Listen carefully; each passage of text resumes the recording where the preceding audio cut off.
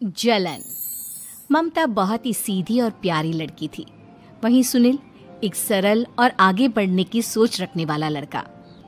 सुनील, बेटा सुनील कहाँ है? अरे जरा एक गिलास पानी तो दे दो। हाँ माँ, अभी आया। क्या माँ, पानी तेरे सर के पास ही तो रखा है, क्या हो गया है? तबीयत खराब है क्या?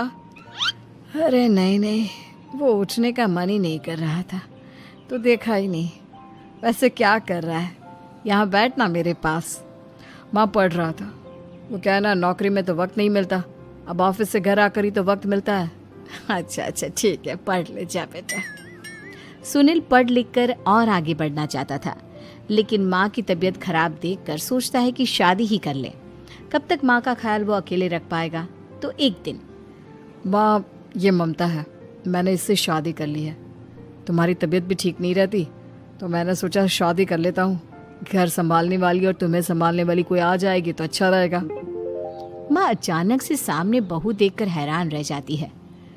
बेटा ये क्या बात होती है? न बैंड, न बाजा, न दहेज, न शगुन, ऐसे कैसे बहू आ गई? माँ तू तो जानती है मैं नौकरी के साथ पढ़ाई कर रहा हूँ, तो कहाँ से इतना पैसा बचा पाता कि धूमधाम से शादी करता। वैसे भी माँ लोग तो आकर खाकर निकल जाएंगे, इसलिए बस वैसे ही। माँ जी, मैं आपका ख्याल रखूंगी। वैसे भी ये आगे की पढ़ाई कर रहे हैं, अच्छा कुछ कर गए तो सबके दिन फिर से अच्छे आ जाएंगे। सास को ममता की बात ठीक तो लगती है, लेकिन मन में कहीं ना कहीं लगता है कि कहीं बहू बेटे को लेकर फुर्र ना हो जाए और फिर तो वो रह जाएगी अकेली।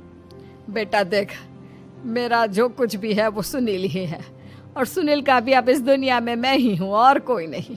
क्या सुनील? बिल्कुल माँ, लेकिन आज से ममता भी मेरे जीवन का अहम हिस्सा है, जैसे तू है। सास को बड़ा बुरा लगता है कि उसकी सल्तनत में कोई और हिस्सेदार कैसे हो सकता है। कैसे कोई और उसके 30 साल के बेटे की जिंदगी में अचानक से आकर बराबर का हिस्सेदार बन सकता है।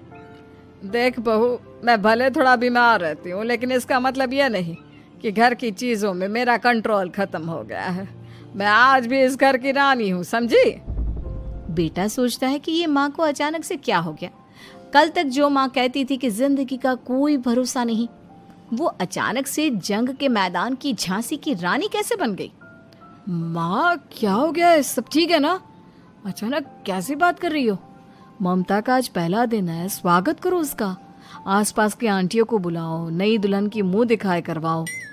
खैर, सास होने का फर्ज निभाती है और बाद में एक सहेली के साथ बाहर निकल जाती है। क्यों नहीं बताया नहीं कि बेटे का ब्याह कर रही हो? वैसे तो सारा दिन हम ही में घुसी रहती हो। अरे मुझे भी तो अभी पता चला, यूं अचानक सर पर लेकर आ गया। कहता है बहू है माँ तुम्हारी, अब इसको भी इतना ही मैं प्यार करता हूँ जितना तुझे करता हूँ। लो जी, ये क्या बात होगी? क्यों इतना प्यार करता है? अरे माँ का प्यार तो ज्यादा होता है। अब उसको तो कोई दूसरा पति मिल सकता है, लेकिन तुम ही बताओ, क्या माँ की ममता किसी और की हो सकती है? ना जी ना, बेटे को समझाओ ये बात। अरे क्या समझाऊं, मुझे तो खुद ही समझ में नहीं आ रहा कि क्या हो रहा है। जो बेटा कल तक माँ माँ करता था, अचानक से बीवी बीवी का राग आलाप रहा है। देखा, उसकी बीवी ना सुंदर और जवान है। सुंदरता के आगे तो एक से एक नहीं टिके, तो तेरा बेटा किस खेत की मूली है?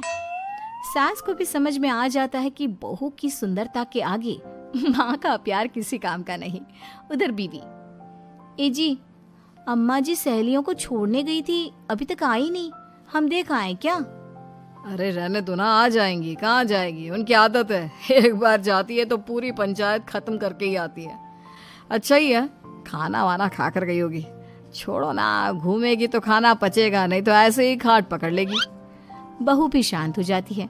उधर सास सोचती है कि आज थोड़ा देर से ही घर जाती हूँ, जब बेटा परेशान होकर ढूंढेगा तब मजा आएगा। बीवी को खुद ही पता चल जाएगा कि माँ के आगे उसकी दाल नहीं गलेगी।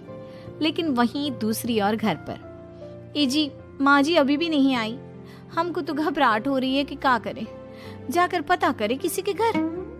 अच्छा, कहाँ जाओगी ये भी बता दो। पहला दिन है तुम्हारा इस घर में और एक ही दिन में मोहल्ला छानोगी क्या? हाँ, तो आप भी तो नहीं जा रहे हैं ना, हमको फिक्र हो रही है। अरे यार, ये रोज का है अम्मा का, खाओ और सो जाओ। बस फिर क्या था। बेटा बहू खाना खाते हैं और कमरे में सोने चले जाते हैं। उधर जब सास को कोई देखने नहीं आता तो वो हार कर घर आ जाती है, जहाँ वो देखती है कि सारे घर की लाइट्स बंद है। सास को गुस्सा आता है। बहू, ममता बहू कहाँ हो? लेकिन सारे दिन की थकी बहू को ऐसी नींद आती है जैसे किसी ने भांग की गोली खिला दी हो। वो तो नहीं उठती। उठकर आ जाता है बेटा। अरे क्या बात है अम्मा, काहे चिल्ला रही हो? अरे सो जाओ ना, सुबह की थकी है बहू, वो सो रही है। जोर से बोलोगी तो नींद खुल जाएगी उसकी। माँ को गुस्सा आ जाता है। फिलहाल तो सो जाती है, लेकिन मन ही मन ढेर सारा जहर बहू के लिए भरा होता है। सुबह बहू चाय बना रही होती है कि सास धीरे से गैस तेज कर देती है, जिससे चाय का बर्तन जल जाता है। और जैसे ही बहू चाय का बर्तन उठाती है उसका हाथ जल जाता है। मेरा हाथ जल गया। वो जोर जोर से चिल्लाकर इधर उधर भागती है कि सास थोड़ी देर में उसके हाथ में पानी डाल देती है। हाय रे बहू, क्या कर रही हो? पहली बार रसोई छुई हो क्या? सासू माँ गलती से गैस तेज रह गई थी और बर्तन जल गया, जिससे मेरा हाथ जल गया। हाय रे, कितना गंदा दाग। छी छी छी छी, मुझे तो उल्टी आ रही है तेरा गला हुआ मांस देखकर। तू ना मुझे अभी साथ से। बहू भी खुद का हाथ देखती है तो उसे भी रोना आ जाता है। कुछ दिनों के बाद सास की सहेली आती है, बहू चाय बनाकर लाती है। उसके जाने के बाद सहेली कहती है, बहू की सुंदरता ऐसी है कि कोई भी दीवाना हो जाए। वैसे तेरे बेटे का क्या हाल है? अरे वैसा ही है, बहू के पीछे लट्टू। क्या करूं, कुछ समझ में नहीं आ रहा। मैंने तो बहू के चेहरे पर दिवाली के पटाखे की चक्री फेंक दी, उसका पूरा चेहरा जल गया। अब देखो ना रही सुंदरता, और ना ही अब मेरा बेटा उसे पूछता है। अरे अब तो वो उसे छोड़कर दूसरी भी देखने को बोल गया है मुझे। बहू सारी बात सुन रही होती है।